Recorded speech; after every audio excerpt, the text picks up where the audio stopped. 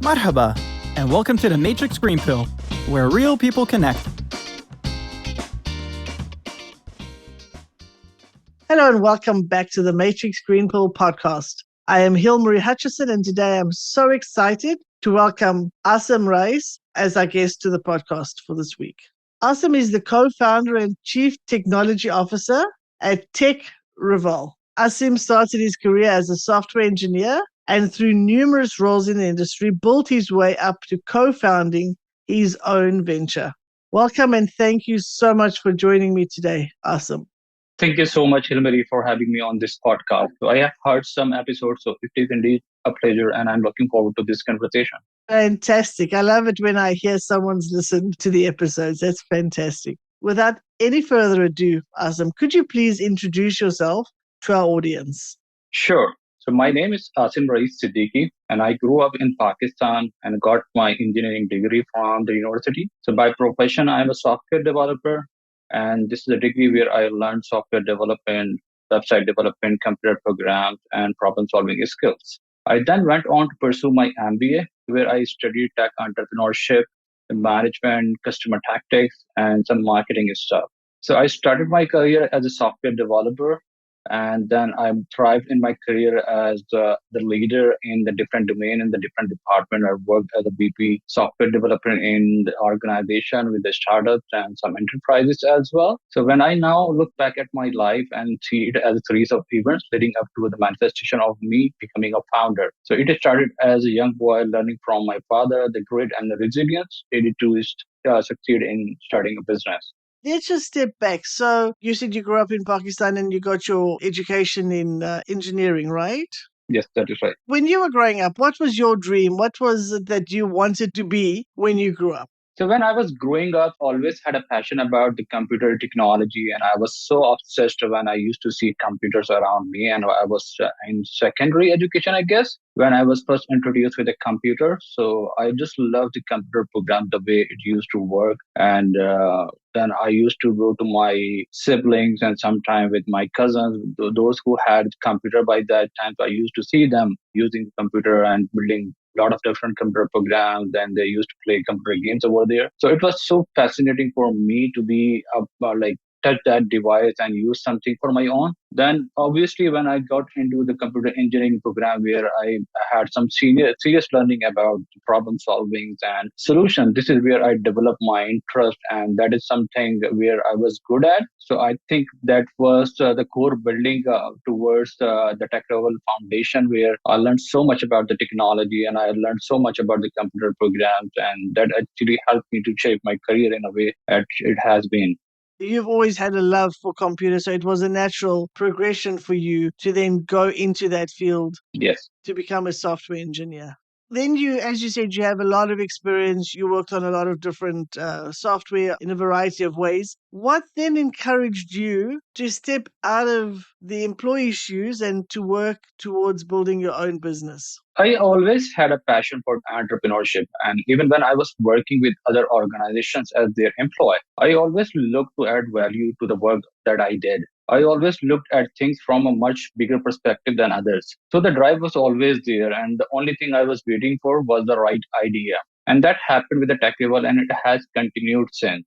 It is like a bit of interesting story. When it started off, I think it was 5 years ago when me and my partner Abir Raza, who is the co-founder and the CMO of the company. So we are both the same co-CEOs, but we just keep our domain to the marketing and the production. So it started like 5 years ago, and we both were working in a different companies and not really happy with our job, not because our jobs were fulfilling or were not really giving us everything that an employee can possibly have. But the biggest problem which that drove us against the wall most of the time was so many companies that were after the short-term gains, and they were just driving value for themselves. So this is the value and this is the problem which we saw throughout. So this is where we decided to like step out from the employee issue and do something for our own. And this is what we wanted to do. It is like an endless runner game or platformer where you can constantly face various hurdles and obstacles, but in the end, you actually made it to the scope, like made it to the final level. So It was an interesting ride, but yeah, that triggered me to think about something, creating my own, and this is where we decided to build this company. What I'm hearing you saying is that you had a fulfilling job, you enjoyed what you were doing, but there were limitations to being an employee. And you could see more potential if you were to be your own boss, if you were to create your own path. Is that right?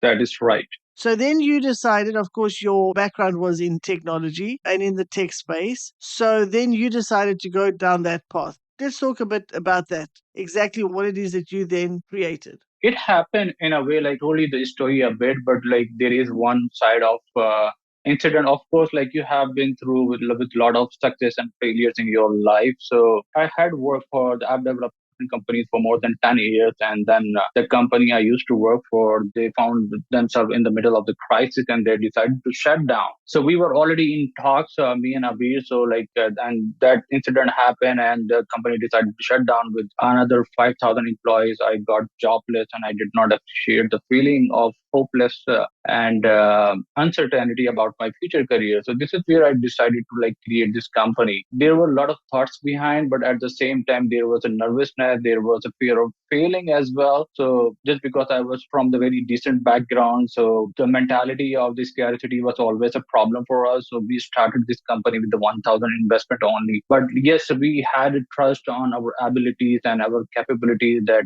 whenever we get into this, then we should be able to build something that we really want to do. So we started this company with two people only, and right now there are more than 300 people working for us. So this is kind of achievement which we think has come with a lot of sacrifices at the same time. But yes, the previous experience and the passion for the technology really helped us to create that kind of atmosphere and the company which everybody loves to work with. So your company that you were with, 5,000 employees, did you say? Yes. That company shut down pretty much overnight. It was not a gradual progression. Exactly. So the news broke on the television, and they were involved in some sort of scam at that moment. So we all of a sudden everything just got shut down, and I was jobless for the next 5 months. So it was really difficult for me, just because I was the only breadwinner earner of my family, and of course that came with a lot of stressful situation at the same time. So it was really hard broke situation by that time. So I had to myself from that position to the position where I am right now. So that situation actually helped me to be more resilient about my future, and that gives me a lot of encouragement at the same time that okay, you can fall if you have understood that as an employee you can achieve all the success. So and it can go away in just one moment. So I realized by that time. So that really helped me to being a better person and have that resiliency in myself. What a scary thing to go through. To have a secure job, to have a good job, to have a job you're enjoying, to be part of a successful company, and suddenly, overnight, it goes away. As you say, what a shock. And then to adjust to that. And then you're not ready to replace that because you weren't looking. So certainly a tough position to be in. I think it was Amir that I was thinking about when I said earlier about, because I know he was in a good job, he was settled, and he made the choice to leave that almost comfort to take on this, to be an entrepreneur, whereas your situation was a little bit different. As you say, these kinds of experience is what makes us resilient and prepares us for what comes in the future. Some difficult moments, but then creating your own company. You mentioned you started out with the two of you and you've grown to 300. What time period are we talking about?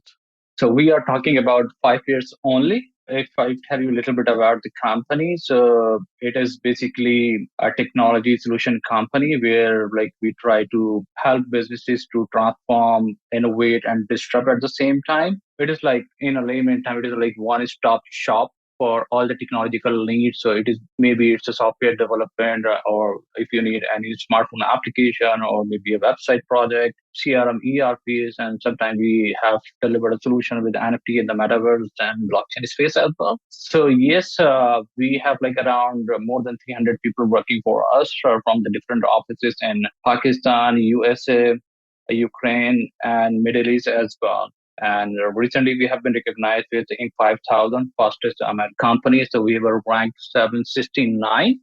So it is indeed the proudest moment, of course. And then we have been awarded with a lot of excellence awards from Fast Company, Clutch, and some other digital valuations as well. In a very simple terms, anything that comes under the digital space, that's for the TekRevol. And we built this company in just 5 years. Congratulations on that recognition as well. That is something to have achieved in such a short time. It's absolutely brilliant. Now, having had success in such a short time, do you think there is some sort of formula or pattern to being successful, to becoming a successful entrepreneur? I think there is no one formula or the pattern for becoming a successful entrepreneur. Successful entrepreneur comes from all walk of life and have different backgrounds, skills and experiences. However, there are certain qualities and characteristics that are common among the successful entrepreneurs. For me, such as like the number one is the passion. So successful entrepreneurs are passionate about their businesses and are driven to achieve their goals. So I was so much obsessed about the technology. So I had that passion. So I always wanted to do something in the technology. And that's why that was an important characteristic for me. But I feel like there are a few more like persistence, maybe the flexibility, risk taking abilities. Sometimes the people are more creative as compared to others. Some have like a really good leadership skills. Few are really good in the networking space. There are like a lot of characteristics, and I don't think there is any one fixed formula to being a successful entrepreneur.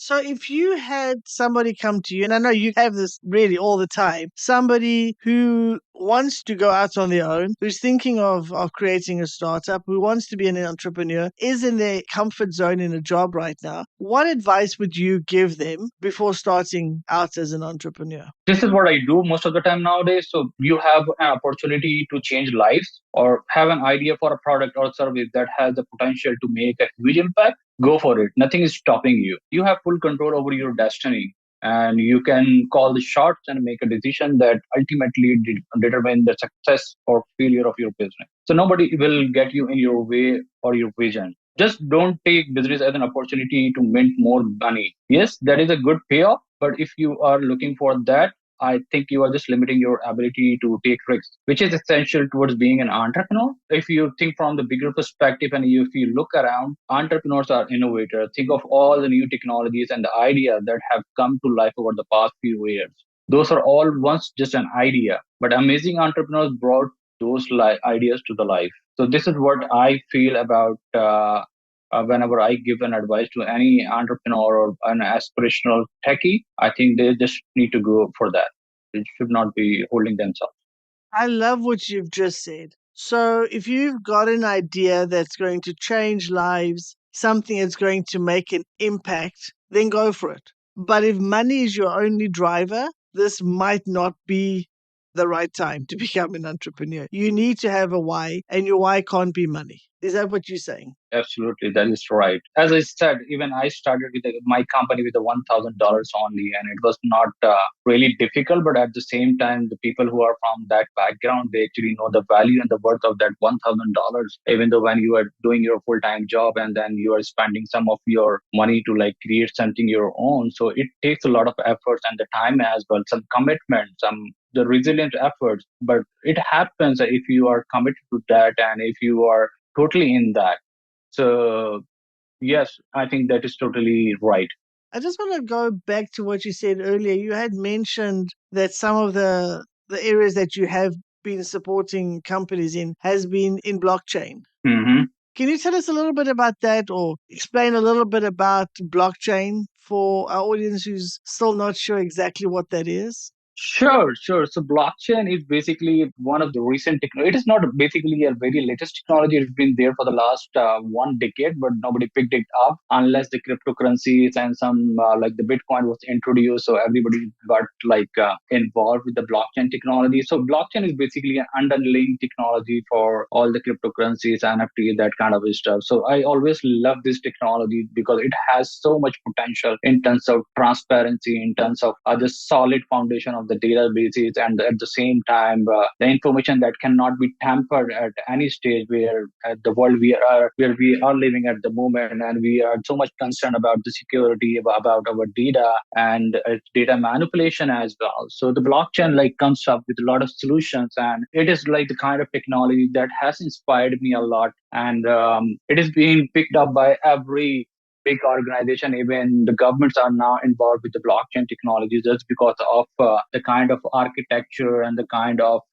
solidity it actually brings with the technology side. So yeah, it was there for the last 10 years. It is just nobody thought about it unless the Bitcoin got some fame, and then people started inquiring about the underlying technologies. So I'm really excited about this technology, and I see a lot of potential throughout, and it's going to take a lot of side that the problem which we see in the digital world right now. It is going to be exciting future with the blockchain for sure. It sounds really exciting. It's not slowing down, and there's more and more applications that people can see how they can use the blockchain. And as you say, for security, for transparency, it definitely is something to look out for, and it's going to have a big impact in everyone's lives going forward. Very exciting. Let's face it, it's not always easy to start a business. It's not all plain sailing. Can you share some of the challenges or some of the experiences you had in starting up your own company?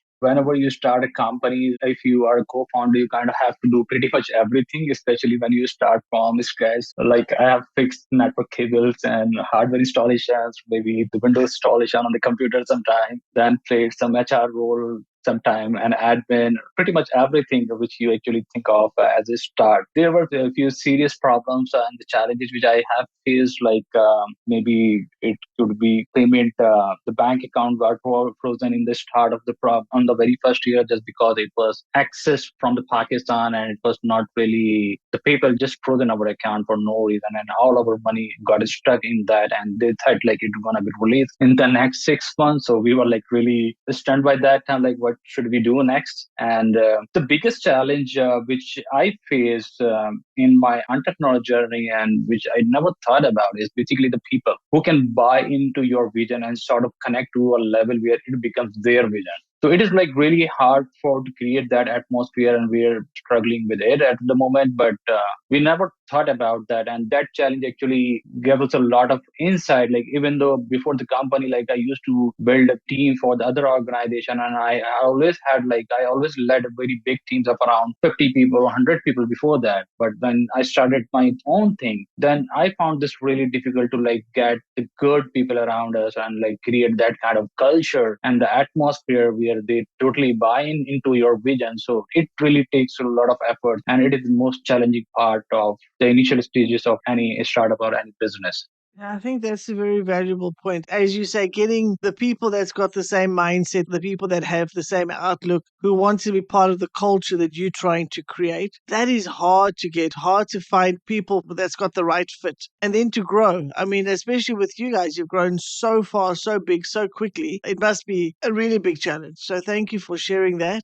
with us. And I'm sure our audience listening will understand that, and they'll be nodding their heads. Yes, yes, they understand those kinds of problems as well. Thank you so much, Asim, for sharing your journey with us so far. You've done fantastically well. We're looking forward to seeing what comes next. But for now, that's the end of the traditional questions. Now we've come to the segment of our show where I'll ask you some rapid fire questions, so our version of a game show. And since you've listened to the podcast, you knew that was coming, right? Yeah, I know. So, what is your favorite time of day? Morning, just because like really, you are fresh by that time, and I get like around 45 minutes for myself in every morning, where I try to read something really useful for myself, and sometimes I do meditate as well. So yeah, it is important time for me. Are you a 5 a.m. type of guy? Not 5 a.m., but yeah, 9 a.m. guy. What is one thing you cannot live without? I think my curiosity about learning the new tech stuff all the time. So whenever I think there is something new, I should be just jumping on immediately. So like right now, I'm playing with Chat GPT. It is has like taken all the internet, and so like it is crazy, and I'm just learning that stuff. Do you think you could go for 24 hours without your phone or your laptop? I don't think so. The computer, like my MacBook and my smartphone is something which I keep like around 16 to 18 hours with me myself. So it is really hard to be separated from my computer. Okay, I like your honest answer. Who is your biggest inspiration? My father, of course, he was like the mentor, inspiration, everything for me. He's not here, like he has passed away, but yeah, he has given me so much. So whatever I am right now, it is just because of his resilience and the great learning that actually made me a good person. Oh, that's lovely. And sorry to hear that he has passed. You're very young to have lost your father already. So I'm sorry about that. But wonderful that he was your inspiration. That's beautiful. My last game show question. What is one thing you do every day, no matter how busy you get? It is the learning time for myself. I always dedicate 45 minutes for myself only. So I just locked up in my room when I just land into the office, and I just try to like learn something new. I read some blogs, sometimes books as well, but mostly it's internet blogs where I go to the different website and try to learn what is happening in the tech space mostly. So it gives me a lot of information. At the same time, it helps me to like being on the top of the technology and being myself aligned with all the recent trends. So I'm always getting that knowledge. That is a requirement of my job role, of course, because you have to be the smartest person as a technical person in the company. But at the same time, you have to have knowledge of everything that is happening in this space.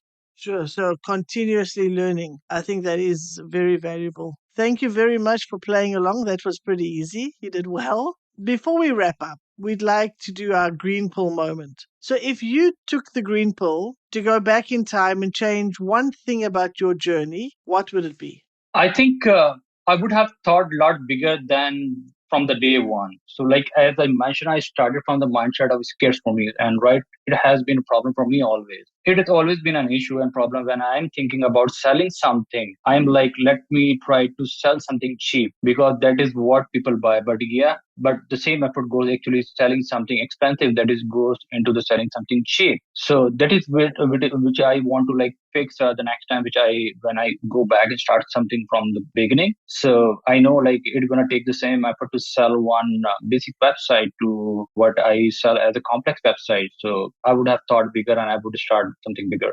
I love that response. That's incredible. So don't have a scarcity mindset. Yes, Think bigger. think bigger.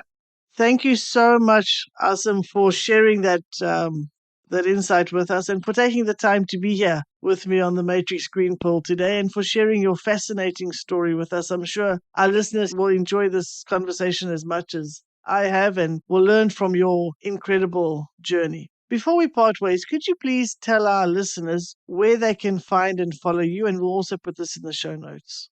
Sure. So they can reach me out to my email, asim@tekrevol.com. And you can even Google me, Asim Rais Siddiqui. Then you will find a lot of information about me and all the social channels as well. So it is really easy to find me and reach out to me. Thank you again. It's been lovely to have you on the show. I wish you all the very best and we're following your journey as well as the journey of TekRevol as it continues to grow. Thank you again. Thanks very much.